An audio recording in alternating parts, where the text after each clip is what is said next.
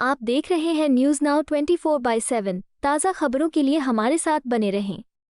आज 17 जनवरी 2026 को भारतीय जनता पार्टी के राष्ट्रीय मुख्यालय नई दिल्ली से भाजपा के राष्ट्रीय प्रवक्ता डॉक्टर संबित पात्रा जी ने एक महत्वपूर्ण प्रेस कॉन्फ्रेंस को संबोधित किया। उन्होंने कहा, आज हम बात करेंगे पश्चिम बंगाल की ममता बनर्जी सरकार की उस कुटिल राजनीति की जो घुसपैठियों को संरक्षण दे रही है। बेलडंगा में हिंदू बहनों भाइयों पर टीएमसी गुंडों का अत्याचार हो रहा है। रोहिंग्या और बांग्लादेशी घुसपैठियों के लिए पलक पावड़े बिछा रही है टीएमसी, लेकिन अपने ही भारतीय भाइयों पर लाठियां बरसा रही है। उन्होंने कहा, मुर्शिदाबाद के बेलडंगा में टीएमसी शासन के खिलाफ भारी बवाल मच गया है। दूसरे दिन भी हिंसक विरोध प्रदर्शन जारी हैं। कल हुई हिंसा के बाद आज फिर तनाव चरम पर। क्या टीएमसी की गुंडागर्दी अब बेकाबू हो गई है? ये प्रेस कॉन्फ्रेंस भाजपा की उस रणनीति का हिस्सा है जहां डॉक्टर पात्रा टीएमसी पर वोट बैंक की राजनीति का आरोप लगा रहे हैं। उन्होंने गृह मंत्री अमित शाह जी के बयान का हवाला देते हुए कहा कि बंगाल में भ्रष्टाचार चरम पर है। टीएमसी कहती है, हम आपको सड़कों पर उतरने नहीं देंगे, लेकिन भाजपा कहती है, भारत को धमकी मत दो। डॉक्टर संबित पात्रा ने कहा, प्रधानमंत्री नरेंद्र मोदी जी के नेतृत्व में हम घुसपैठ रोके बिना नहीं मानेंगे।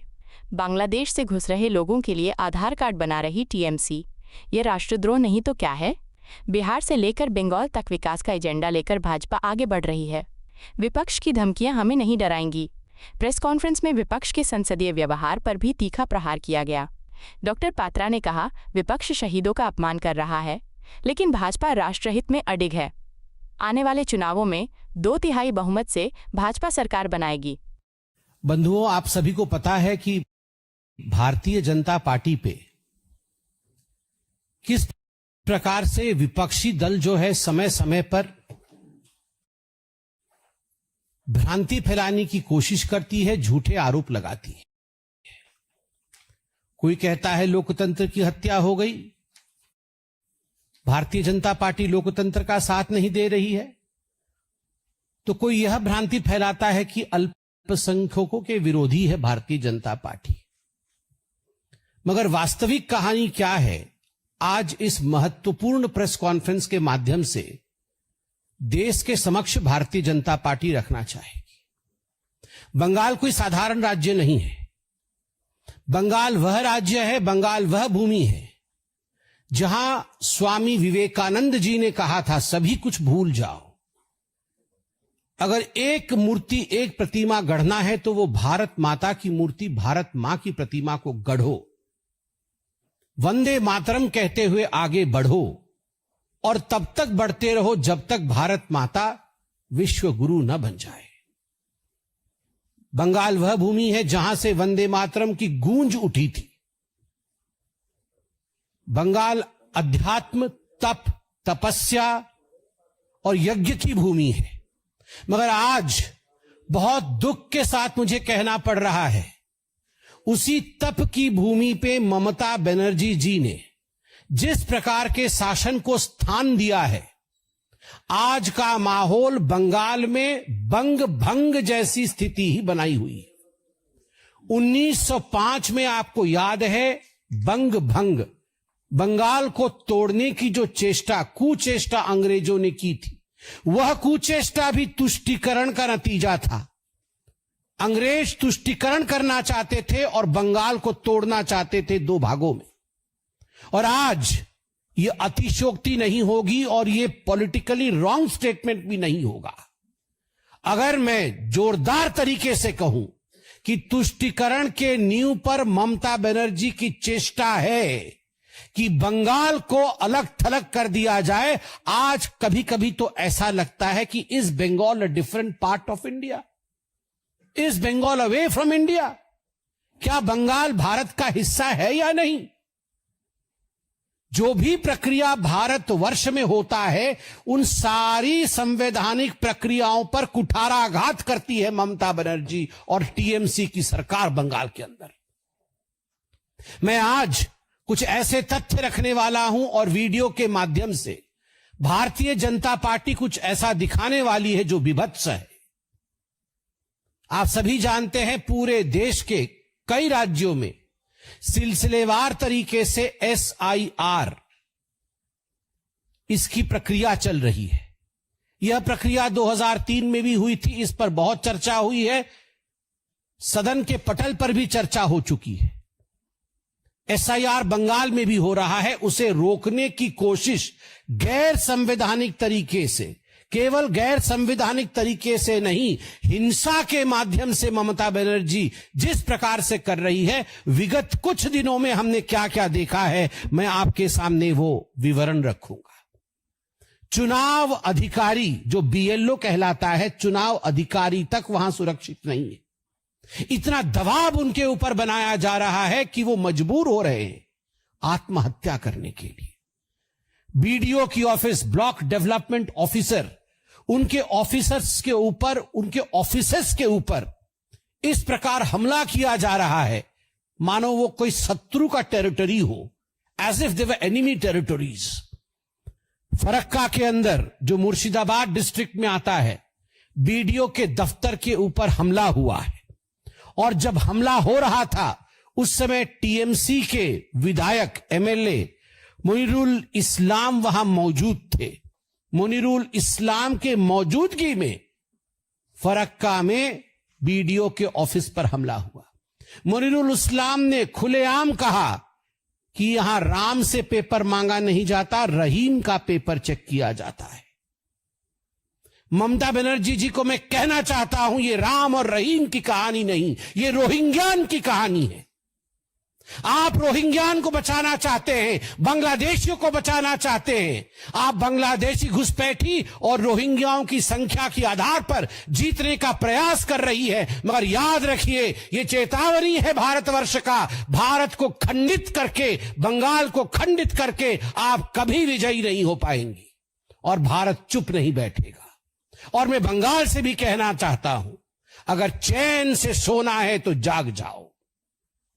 चैन से सोना है तो हम सबको जागना होगा। अगर हिंदुस्तान को एक रखना होगा तो हमें एक होना होगा। एक हैं तो सेफ हैं, अगर एक हैं तब हम इस लड़ाई को लड़ पाएंगे।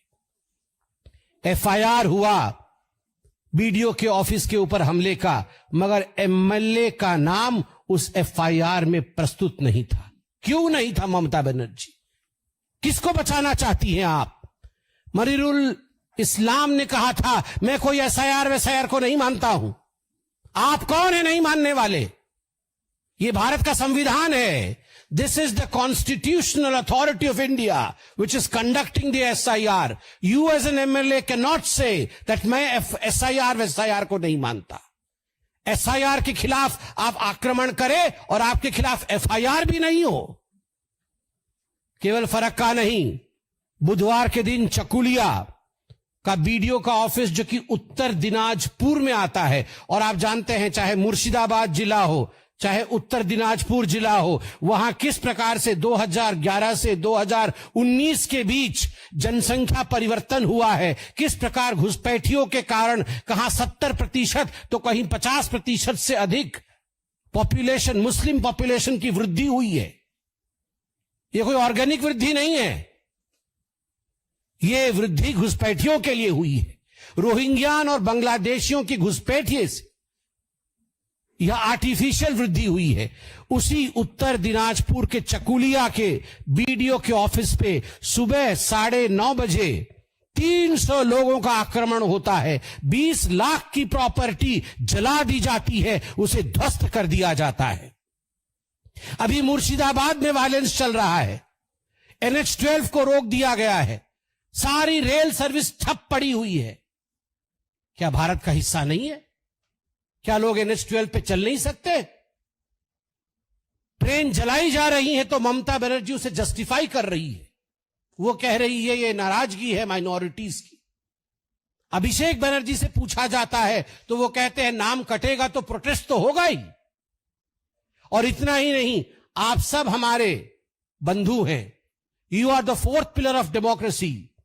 If we are a pillar of democracy as the legislature, you are one of the pillars of democracy to uphold the democracy of this country. आपके एक साथी सोमा मैती जो कवर करने गई थी इस हिंसा को, उनके ऊपर जिस प्रकार से हमला किया गया है, नृशंसता के साथ with the brutality that she has been attacked, she is hospitalized. 24 घंटा उनका लोकल न्यूज है, उसकी पत्रकार है सोमा मैती। मैं भर्त्सना करता हूं भारतीय जनता पार्टी की तरफ से, किसी पत्रकार के ऊपर अगर इस प्रकार का हमला होता है तो कोई चुप नहीं बैठना चाहिए। मैं आज सभी न्यूज चैनल से कहता हूं, in solidarity we should stand with Soma. She may belong to any news channel, but if a reporter is attacked, today it is she, tomorrow it may be we. इसलिए एक साथ एकजुट होकर अपने फेटर्निटी के साथ खड़े होने का समय मीडिया के लिए भी आ गया है। 150 जादवपुर विधानसभा एक महत्वपूर्ण विधानसभा है, संख्या उसकी 150 है। 150 जादवपुर विधानसभा में बूथ संख्या 110 में जो बीएलओ थे, एक ईमानदार ऑफिसर थे, उनका नाम अशोक दास है, श्री अशोक दास। ईमानदार बीएलओ अधिकारी। क्या गुनाह किया था उन्होंने? गुनाह इतना किया था, संविधान के प्रावधानों के अनुसार जो काम उन्हें भारत सरकार ने सौंपा, जो काम उन्हें बतौर बीएलओ के सौंपा गया, निष्ठता से, कर्मठता से उस काम को वो पूर्ण कर रहे थे, संपूर्ण कर रहे थे। बदले में क्या मिला? बदले में धमकाया गया। मैं नाम ले रहा हूं, वार्ड नंबर 109 के टीएमसी कार्यकर्ता अनन्या बनर्जी और राजू विश्वास ने उन्हें धमकाया कि अगर एक भी घुसपैठिया का नाम कटा, एक भी किसी का नाम कटा, कागज नहीं हो तो नहीं हो, मगर नाम कटा तो तुम, तुम्हारा छोटा सा बच्चा और तुम्हारी पत्नी तक को छोड़ा नहीं जाएगा। जब बार बार धमकियां मिली तो इस व्यक्ति ने, यह है अशोक दास, इस व्यक्ति ने आत्महत्या कर ली। मैं अभी वीडियो देख रहा था, सुन रहा था, अभी एक फोन कॉल, उसकी पत्नी, अशोक दास जी की पत्नी रोकर किसी को कह रही है कि पंखे पे लटक कर मेरे पति की मृत्यु हो गई, उन्होंने सुसाइड कर लिया है, अब मैं क्या करूं? मैं एफआईआर कर रही हूं टीएमसी के विरोध। उन्होंने एफआईआर किया है टीएमसी के विरोध में। और जो करुणा थी उस बहन की आवाज में, आज उस करुणा का सौगंध है कि हमें बदला लेना है लोकतांत्रिक तरीके से। ये जो बंग भंग के लिए प्रयास कर रही है ममता बनर्जी, ये जो मारने, सोनार बांग्ला कहा जाता था, सोनार बांग्ला, आज के रक्ताक्त बांग्ला, भयर बांग्ला, खून हो रहा है बंगाल में, राजनीतिक खून, ये हत्या है। केवल इतना ही नहीं, फेक आईडी, आइडेंटिफिकेशन के लिए फेक आईडी रैकेट चल रहा है। 10,000 से 10 लाख तक आप भारतीय नागरिक बनने के लिए ममता बनर्जी ने दुकान खोला है। रोहिंग्यान भारतीय बन सकता है, बांग्लादेशी भारतीय बन सकता है, और टीएमसी के एजेंसियों ने दुकान खोला हुआ है। तभी तो ईडी ने जब रेड किया तो दौड़ के खुद ममता बनर्जी जाती है। कभी आपने सुना था कोई मुख्यमंत्री दौड़ के फाइल छीन रही है? कभी आपने देखा था यह इतिहास में? क्यों? करोड़ों रुपए का घपला हो रहा है केवल घुसपैठियों को हिंदुस्तानी बनाने के लिए, और यह हिंदुस्तान सहेगा नहीं। 72 सेंसिटिव पॉइंट्स हैं जहां से बांग्लादेशी घुस रहे हैं, सीमाओं पर चिट्ठियां लिखी जाती है, बीएसएफ जाके बार बार मीटिंग करती है, फिर भी इन 72 पॉइंट्स पर फेंसिंग के लिए ममता बनर्जी जमीन नहीं देती है। क्या मनसा है? मनसा है बंग भंग का, मनसा है बंगाल को बांग्लादेश बनाने का। और एक पैटर्न है ये कोई पहली बार नहीं हो रहा है। जब सीएए हुआ, सड़क पे उतर के ममता बनर्जी और टीएमसी उतर के आई थी। क्यों? एक हिंदू परिवार बच जाए तो आय हाय काका छीछी, काका छीछी, ये काका छीछी कर रही थी ममता बनर्जी, आपको याद है ना? माइक लेके यहां से काका छीची काका छीची। एक हिंदू बच जाए तो काका छीची, और एक घुसपैठिए का नाम अगर कट जाए तो अशोक दास को फांसी पे चढ़ा दो। वक्फ बोर्ड की प्रॉपर्टी के लिए ममता बनर्जी ने क्या नहीं किया। वक्फ बोर्ड की प्रॉपर्टी जो गलत तरीके से हिंदुओं के प्रॉपर्टी को लूटा गया था, उसको बचाने के लिए जब भारत के सदन में चर्चा हुई, जब बिल पारित हुआ, ममता बनर्जी सड़क पे उतरी है। ये जो हिंदुस्तान का अहित वो चाहती है और घुसपैठियों का हित वो चाहती है। आज इसीलिए टीएमसी के लिए 3 शब्दों का प्रयोग किया गया है। टी से तुष्टिकरण, एम से माफिया और सी से क्राइम बाई घुसपैठिया। टी से तुष्टिकरण, एम से माफिया और सी से क्राइम बाई घुसपैठिया। तुष्टिकरण की राजनीति चरम पे है, माफिया राज, गुंडा राज चरम पे है, और घुसपैठियों के द्वारा जो क्राइम हो रहा है उसको छुपाने के लिए ममता बनर्जी एक पल भी पीछे नहीं हट रही है। ये आज का शीर्षक है। ये है टीएमसी।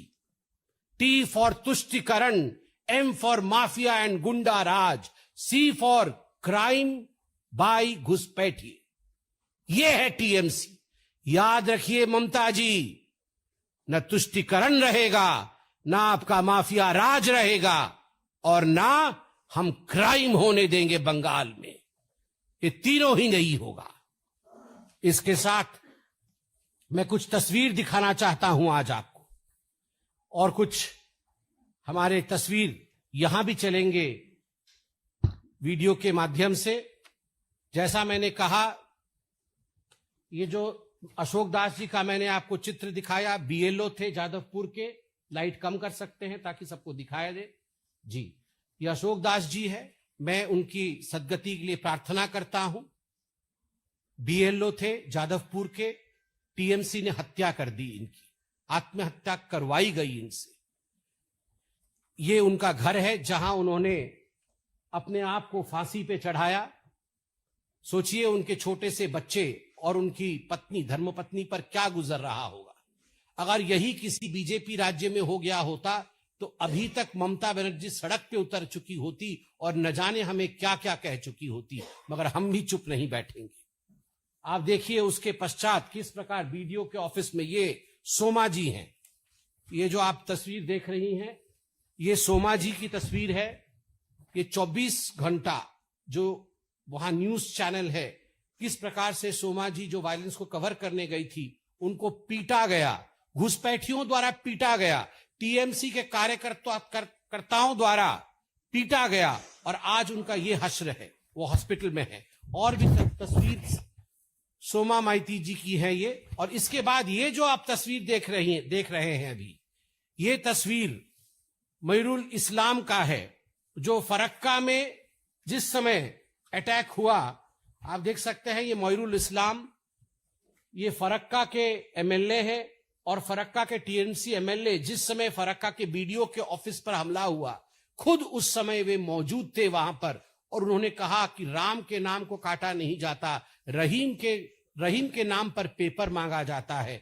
ये तस्वीर आपको दिखा रहे हैं हम। इसके बाद चकुलिया और फरक्का में जो हिंसा हुआ था, वो भी तस्वीर हमारे सामने आएगा। आप वीडियो देख सकते हैं किस प्रकार ये चकुलिया का है। ये चकुलिया में किस प्रकार से आगजनी की जा रही है, बीडीओ के ऑफिस में आप खुद देख सकते हैं। खुली छूट है, ये तस्वीर है, खुली छूट है चकुलिया में।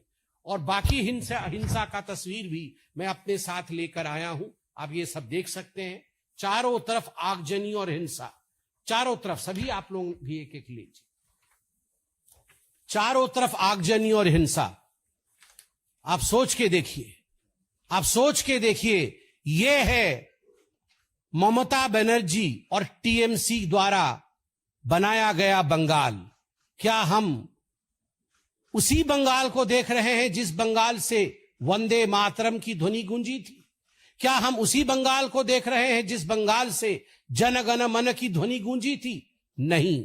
आज तुष्टिकरण के कारण बंगाल टूट के कगार पर है। बंधुगण, इसके साथ ही 2 और बहुत महत्वपूर्ण विषय हैं। संक्षेप में उन महत्वपूर्ण विषयों को मैं यहां रखूंगा।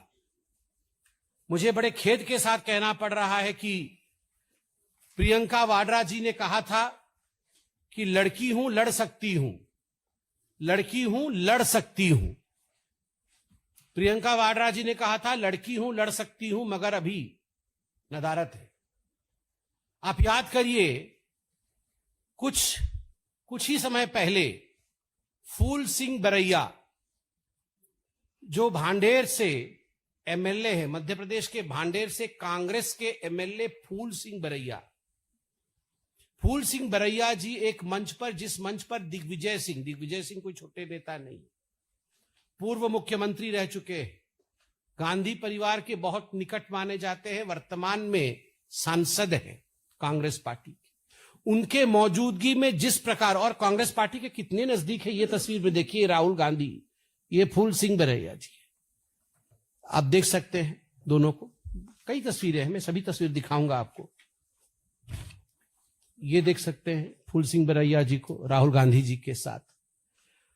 फूल सिंह बरैया जी ने जो कहा है, मुझे तो कहते हुए भी शर्म आ रही है, मगर लोकतंत्र है, कहना पड़ेगा। रेप के विषय में कहा है, बहुत ही गंदा कहा है, अभद्र भाषा कही गई है। मुझे लगता है कभी भी सामाजिक जीवन में इस प्रकार की सोच और इस प्रकार की भाषा का प्रयोग नहीं होना चाहिए। उन्होंने कहा है कि कोई खूबसूरत लड़की को जब कोई भी देखता है तो उस समय दिमाग विचलित हो जाता है और रेप जैसी घटनाएं भी हो सकती है। जिस प्रकार से उन्होंने इसे एक्सप्लेन किया है, वो अपने आप में बहुत ही हमारे मन को कचोटने वाला है कि अगर कोई खूबसूरत लड़की को, या अति सुंदर, उन्होंने अति सुंदर भी कहा है, अति सुंदर लड़की को हम देख लेते हैं तो किसी के मन के अंदर भी कुछ ऐसा हो जाता है जिससे रेप भी हो सकती है।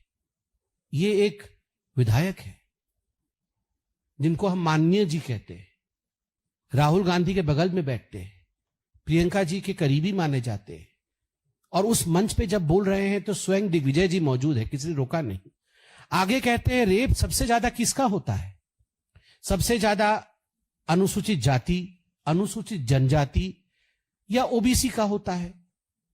और उसके बाद जो कहते हैं वो तो बहुत ही खराब है, इसको कोई अन्यथा ना ले कि हम इसे पुनः मंच से बोल रहे हैं, मगर बोलना पड़ेगा क्योंकि उनकी मानसिकता को दिखाना है।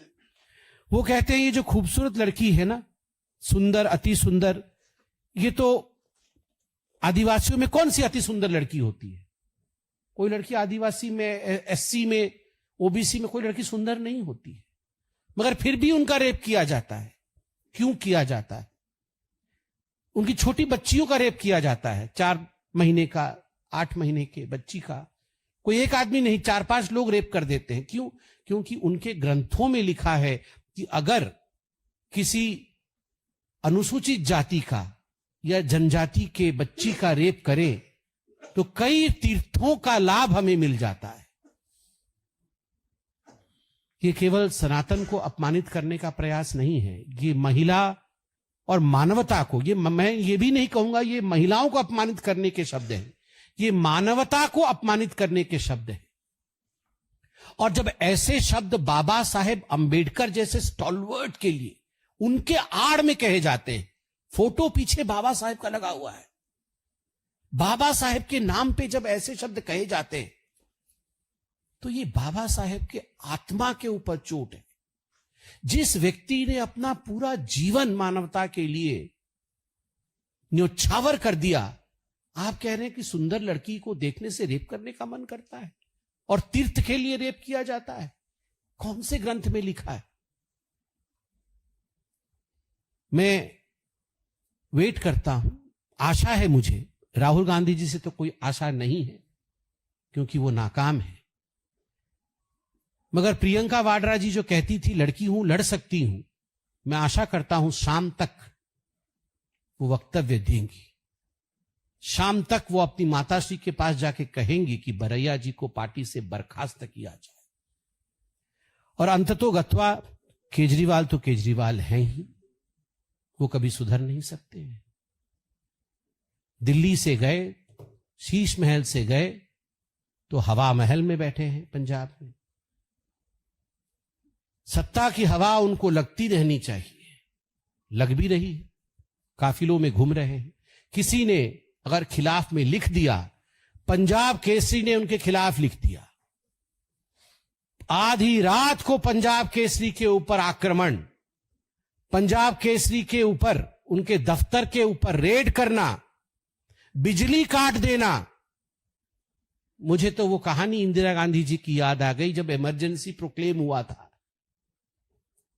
यहां इंडियन एक्सप्रेस का दफ्तर और टाइम्स ऑफ इंडिया की जो दफ्तर है, एक लाइन से सारे दफ्तरों में बिजली काट दी गई थी ताकि वो खबर न छपे अगले दिन। बिल्कुल उसी प्रकार से केजरीवाल जी ने, और केजरीवाल जी के कहने पर भगवंत मान जी का ये आइडिया नहीं होगा, ये सब करने वाले केजरीवाल है। केजरीवाल जी ने जो पंजाब केसरी के साथ किया है, यह लोकतंत्र के विरोध है, विरोध में उठाया गया कदम है। और मुझे लगता है आज सभी पत्रकारों को इस विषय पर एक होकर, आज उनकी बारी है, कल हमारी भी बारी हो सकती है, इसलिए इसके विरोध भी कड़ा प्रदर्शन करना चाहिए। आपको यह वीडियो पसंद आया हो तो इसे लाइक करें, हमारे चैनल को सब्सक्राइब करें।